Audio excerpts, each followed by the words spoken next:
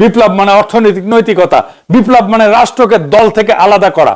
মনে রাখবেন, বিপ্লবকে দমন করা যায় কিন্তু বাতিল করা যায় না। আবার ফ্যাসিস্ট হাসিনারে তারা আনলাম বিএনপি রে, কুত্তা তাড়াইতে যায় আমরা নেকড়েকে ডেকে আনি। এটা আমাদের দুর্ভাগ্য। ইতিহাস ধৈর্য ধরে কিন্তু ইতিহাস ক্ষমা করে না। বিএনপিকেও ইতিহাস ক্ষমা করবে না, কারণ তারা প্রথমেই জুলাইয়ের সাথে গাদ্দারি করছে। এজন্য দেশের ইতিহাসে প্রথমবারের মতো একজন গার্মেন্ট ব্যবসায়ীকে আইনা কেন্দ্রীয় ব্যাংকের গভর্নর বানায় দেওয়া হইল। রোসায় ধরিছে আমার না, এই শিলং সালাউদ্দিন সাহেবের হাঙ্গেরের স্বরাষ্ট্র উজির 2 দিন আগে কইছে বিডিআর বিদ্রোহের জন্য নতুন করে তদন্ত কমিশন হবে। গতকাল কইছে না না হবে না নতুন কমিশন, সে নাকি আগের রিপোর্ট পড়ে দেখে নাই। কইছে কয়েকদিন আগে এই রিপোর্টটা পুরো না দেখেই কিছু কথা বলেছি যেগুলো আজকে সংশোধন করতে চাই। আমরা নতুন করে কোনো তদন্ত কমিশন করব না। এখন তা সংশোধন করিচ্ছে। তখন কিন্তু কইছিল তাদের ইস্তেহারে আছে পুনঃ তদন্ত করার কথা, কয়দিনে আওলা গেছে। এর আগে কইছিল মব সৃষ্টি করে দাবি আদায় করা বন্ধ, সব বন্ধ হবে, মব কালচার শেষ, ফুল স্টপ। কোথাও যদি এমন ঘটনা করে আমাদের রিয়াকশন হবে অত্যন্ত কঠোর। কিন্তু আজকেই মব কইরা বাংলাদেশ ব্যাংকের গভর্নরের তাড়ায় দেওয়া হইল। দেখেন শিলং সালাউদ্দিন কিছু কইছে এটা নিয়ে? কয় নাই। যে লোকটা বিধ্বস্ত ব্যাংকিং সেক্টরকে ধ্বংসস্তূপ থেকে উদ্ধার করলেন তারা অপমান করে বের করে দেওয়া হইলো। বিএনপির লোকেরা করেছে। 25 বিলিয়ন থেকে 35 বিলিয়ন করে গেল যে লোকটা রিজার্ভ দেশের, কি অপমানটাই না করলো বিএনপি। তবে এটা মব কিনা বলা মুশকিল। ফুন্দের আলো এটারে মব কইছে, আবার একই গ্রুপের দিল্লি স্টার এটারে বিক্ষোভ বলছে। বিক্ষোভ, ওরে বাবা, মানে কোনটারে সে মব বলে কোনটারে বিক্ষোভ বলে, এটা দিয়ে বুঝবেন যে কিভাবে সে ভাষা নির্মাণ করে, সত্য নির্মাণ করে কিভাবে। এই যে সংসদ নির্বাচন হইল না, এটা পরিচালনার লক্ষ্যে 41 সদস্য বিশিষ্ট কেন্দ্রীয় নির্বাচন পরিচালনা কমিটি গঠন করেছিল বিএনপি। ওই কমিটির সদস্য ছিল হেরা সোয়েটার্সের এমডি এবং গার্মেন্টস ব্যবসায়ী মোস্তাকুর রহমান। হাসিনার আমলে মোস্তাকুর রহমান গার্মেন্টস ব্যবসায়ীর গার্মেন্টসের সামনে, সোয়েটারের সামনে কি মিলাদ মাহফিল, দোয়া মাহফিল করিচ্ছে দেখেছেন? মুজিবরে নিয়া, সর্দের বডিগার্ডরে নিয়া দেখেছেন? বিএনপির লোক নির্বাচনের আগে বিএনপির জামাই কোটার বুদ্ধিজীবী গর্ব করে বলছিল বিরোধীদের অর্থমন্ত্রী হওয়ার মতো ফিগার নাই। জামাত ইসলাম যদি সরকারে আসে তাহলে অর্থমন্ত্রী কি হবে? তাদের কোনো প্রিপারেশন নাই। আসলে মূল ঝামেলা ছিল বিরোধীদের না, ওদেরই বিভিন্ন সেক্টরে যোগ্য লোক নাই। দেশের ইতিহাসে প্রথমবারের মতো একজন গার্মেন্ট ব্যবসায়ীকে এনে কেন্দ্রীয় ব্যাংকের গভর্নর বানায় দেওয়া হইল। লুটপাটের সব কারিগরের সাথে বাংলার লুথার কিং এর সিস্টেম হয়ে গেছে। তারাই মব তৈরি করে আগের গভর্নরকে, মনসুর সাহেবকে ব্যাংক থেকে বের করে দিছে।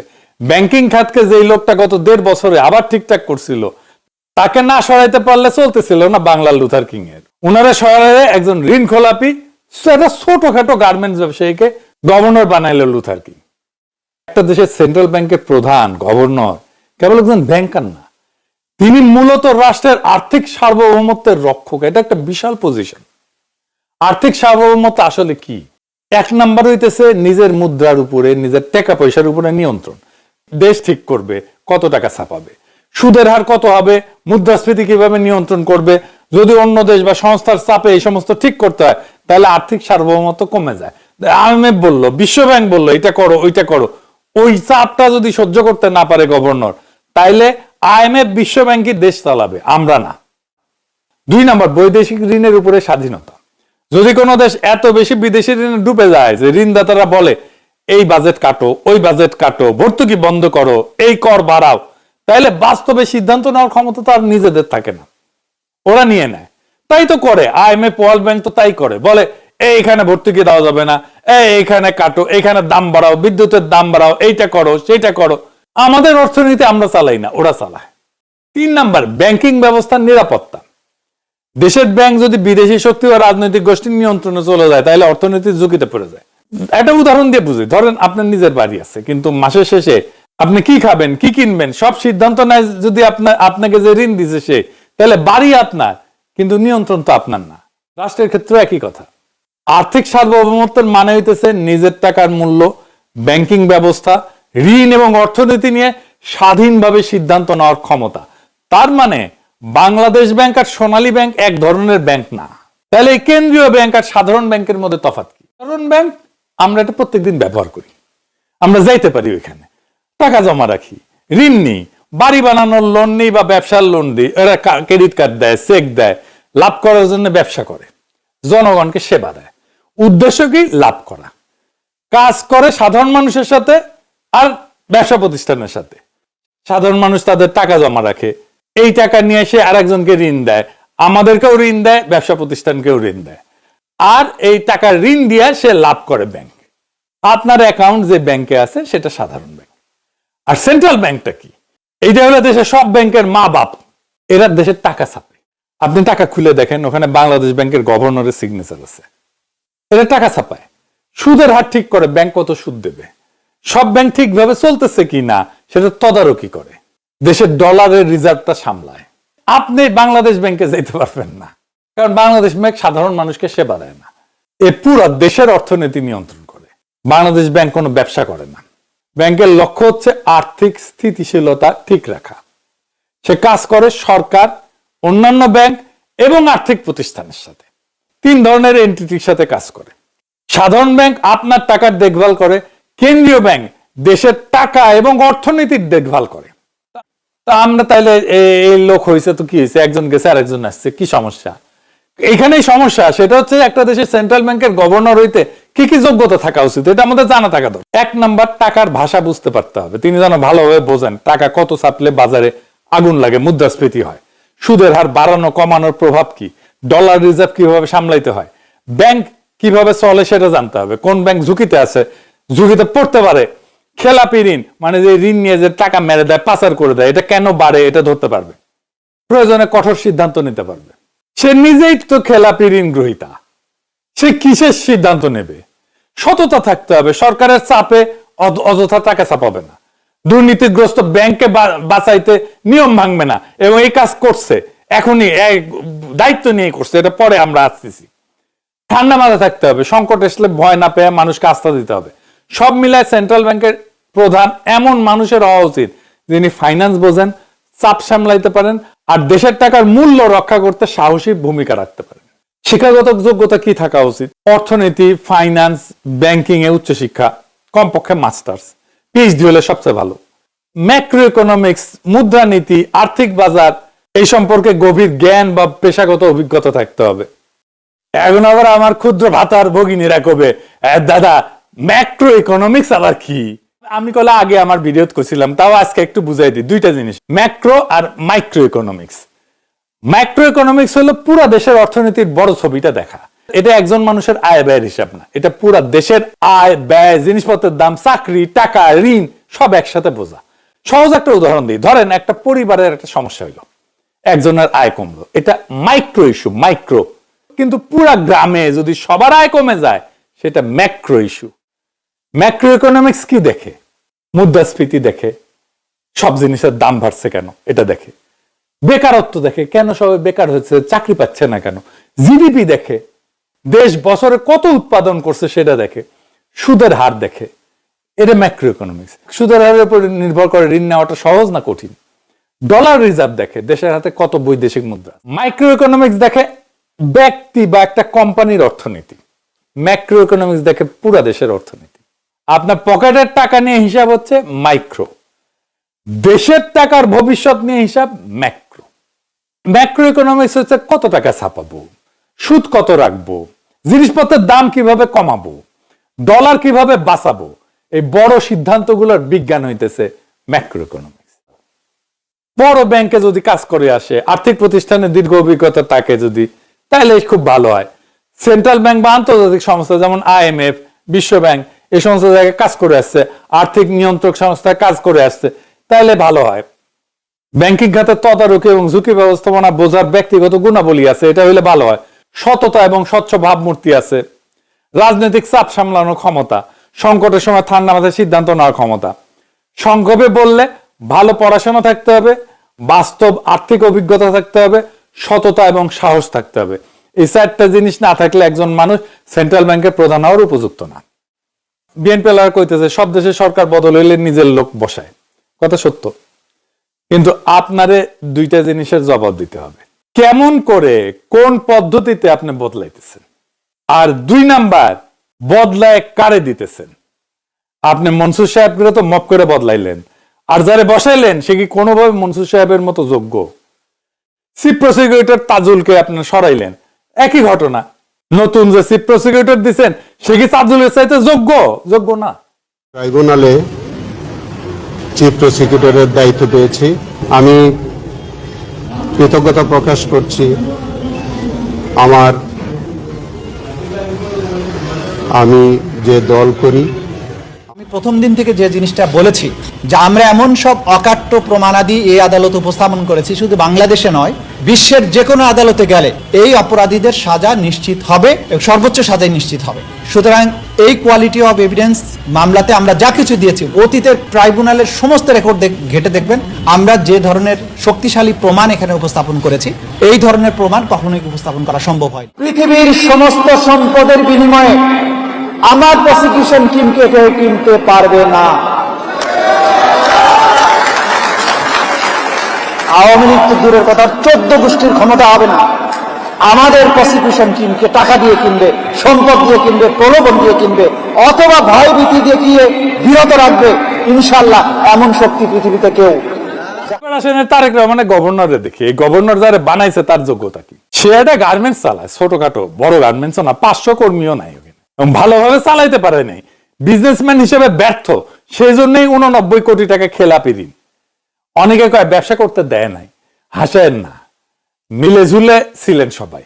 মির্জা আব্বাসের ব্যবসা তো বন্ধ হয় নাই, আব্দুল আউল মিন্টুর ব্যবসা তো বন্ধ হয় নাই, মিজানুর রহমান সিনহার ব্যবসা তো বন্ধ হয় নাই, আরো বিএনপি নেতাদের ব্যবসা আছে, মন্ত্রীদের ব্যবসা আছে, কোনোটাই বন্ধ হয় নাই, নাম কইলাম না, খালি তারে ব্যবসা করতে দেয় নাই না।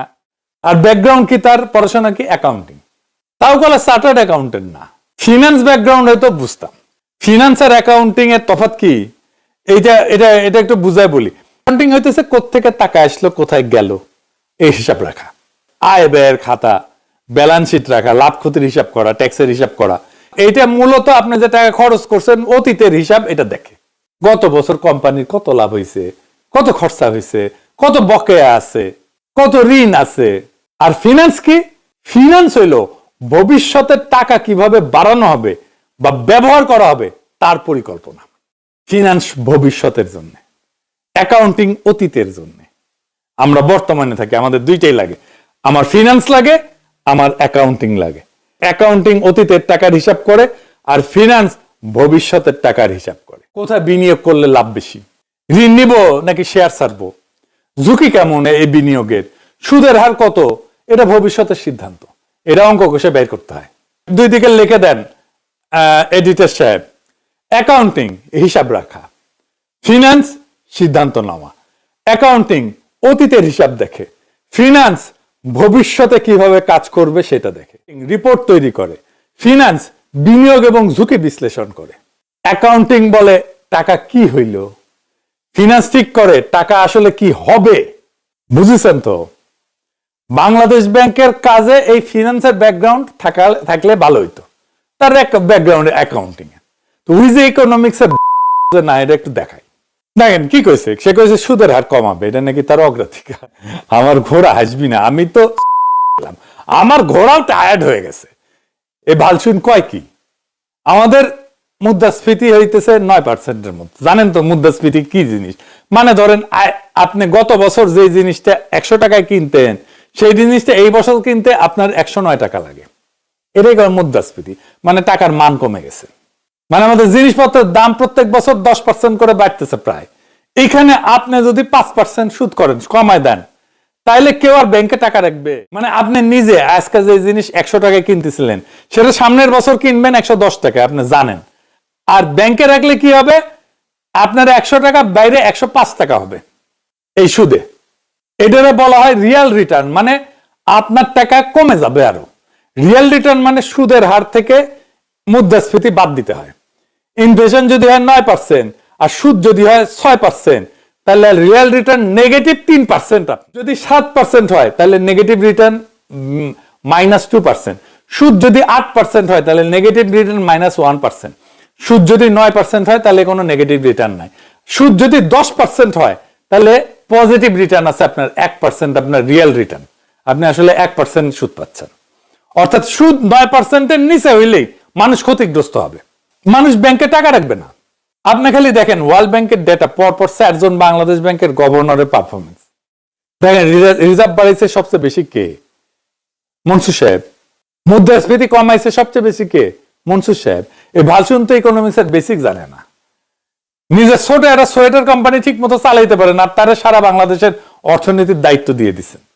অর্থনীতি খারাপ হয়ে যাবে দেখেন, আমি কয়ে গেলাম, মিলাই নিন। বিএনপির লোকেরা পছন্দ করে না এই নিয়েও, অনেকে তো প্রকাশ্যেই বলতেছে আপনি জানেন তারা কারা, কিন্তু এখন তো নিরপেক্ষ সাইজা লাভ নাই। এই বিএনপিকে ক্ষমতায় আনার জন্য তো দিওয়ানা হয়েছিলেন, ক্ষমতায় আনবেন কিন্তু লুটপাটের দায়, অদক্ষতার দায় নেবেন না, এটা তো হয় না। আর একটা জিনিস আছে, কি সেটা?